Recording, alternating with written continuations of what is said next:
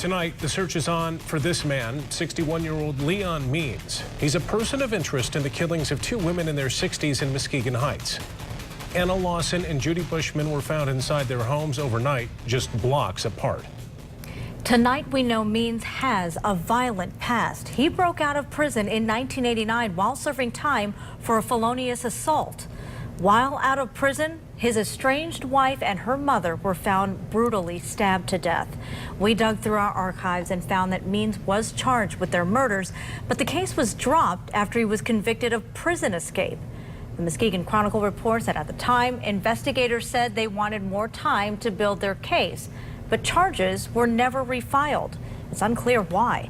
Means served his time for the escape and was released from prison 2 years ago. Tonight, 24-hour News 8's Heather Walker is in Muskegon Heights learning how Means is connected to the victims found dead this morning. It's interesting because both women knew the man who has a long criminal history. This is a travesty. And if anybody knows anything and where that man is, to turn him in. A small vigil was held tonight on 63-year-old Anna Lawson's doorstep.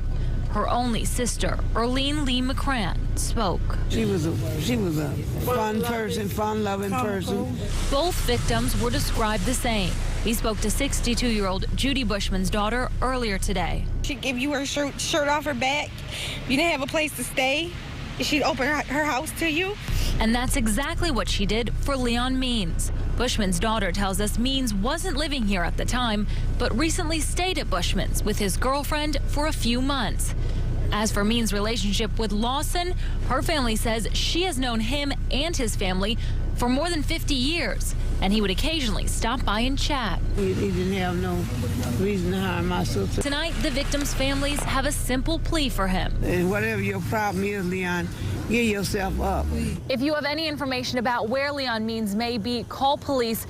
Both these families need closure. In Muskegon Heights, Heather Walker, 24-hour News 8. Today's slayings ended a relatively calm stretch in Muskegon Heights in what has been a violent year. The homicides started back in April, and they happened consistently throughout the summer, with at least one murder a month in that small city. Before today, 17-year-old Aquarius Love was the last to be killed back on August 21st. September was the first month without a homicide in Muskegon Heights since March.